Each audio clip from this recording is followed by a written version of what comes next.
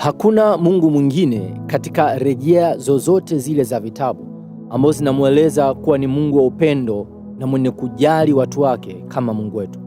Mungu wetu ndiye Mungu pekee ambaye hapendi kwa maneno, bali anapenda kwa vitendo.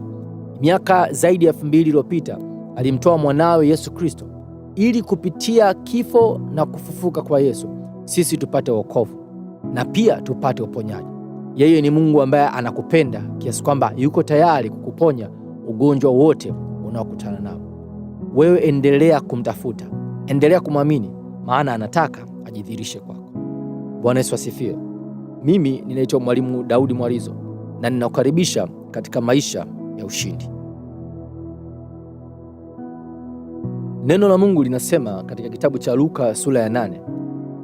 Ninalenga kuongelea kuanzia mstari wa 43 hadi 48, lakini mimi nitasoma mstari wa 48 tu. Neno linasema katika mstari wa 48, akamwambia, binti, imani yako imekuponya, enenda zako na amani. Hapa kuna habari za kuhusu mwanamke ambaye alikutana na Yesu. Mwanamke huyu alikuwa na changamoto ya kupata siku zake kwa miaka yote ambayo alikuwa nayo. Tangia alipoanza kupata siku zake hazikukoma. Kwa hiyo Biblia inasema kwa muda wa miaka 12 alikuwa akisumbuliwa na tatizo. Na maandiko yanatupa ufafanuzi kidogo.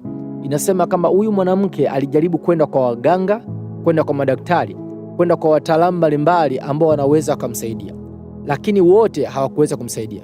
Na mbaya zaidi, kila alichokuwa nacho, fedha, si ajabu na baadhi ya vitu vya nyumbani, ilibidi apoteze, auze, aweke rehani, aweke bondi, ili mradi tu ajaribu kujiponya, lakini vyote havikusaidia. Mara nyingi habari za mwanamke huyu nikisomaga huwa inanifananishia na maisha ya watu wengi ambao nafahamiana nao, watu wengi ambao tunajua habari zao, watu ambao kwa namna moja au nyingine wamejaribu kutumia kila gharama walioweza kupata uponyaji dhidi ya ugonjwa fulani, dhidi ya changamoto fulani. Inawezekana hiyo changamoto ikawa ni utasa, au inawezekana ikawa ni ugonjwa aina fulani, ugonjwa sugu ambao hauwezi kutoka, au ugonjwa ambao madaktari wamekwambia ni maisha yako yote inabidi uwe nao. Huyu mwanamke naye alikuwa na tatizo. Miaka 12 kila siku yeye anaendelea katika siku zake kama desturi ya wanawake. Hili alikuwa sawa. Lakini habari njema ni kwamba huyu mwanamke alisikia habari za Yesu. Na aliposikia habari za Yesu, jambo kubwa alilolifanya ni aliamini taarifa zile alizozisikia. Kwa sababu neno linasema aliazimu moyoni mwake, akasema, nikienda nikimgusa tu upindo wa vazi lake mimi nitapona.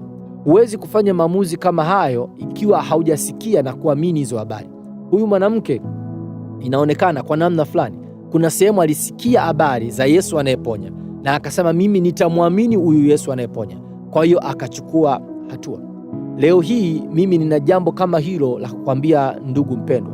Inawezekana ni wewe au hata ni ndugu, jamaa au rafiki. Kuna mtu kati yenu ambaye ana changamoto ambao madaktari wameshasema haiwezi kupata ufunguzi. Mimi ninalo jawabu lake. Mimi ninajua jibu lake. Niliposoma neno la Mungu nimejifunza ya kwamba kumbe jawabu la kuponya kila ugonjwa lipo.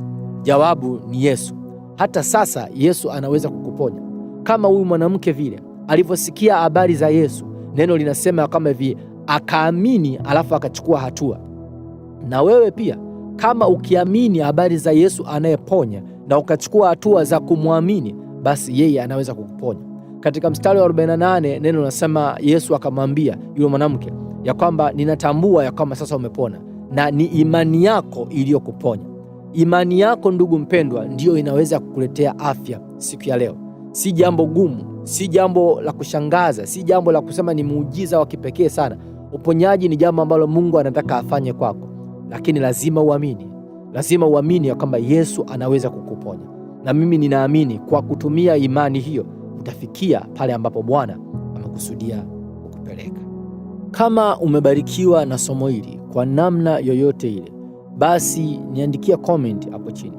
Lakini kama una swali au una jambo lolote ambalo linahitaji ufafanuzi zaidi, mawasiliano yangu yako hapo chini, nitafute. Ningependa niwe baraka kwako kwa kadri ya inavyowezekana. Mpaka hapo tutakapokutana tena, usisahau kuwa Mungu anakupenda na anataka wewe uishi maisha ya ushindi. Barikiwa.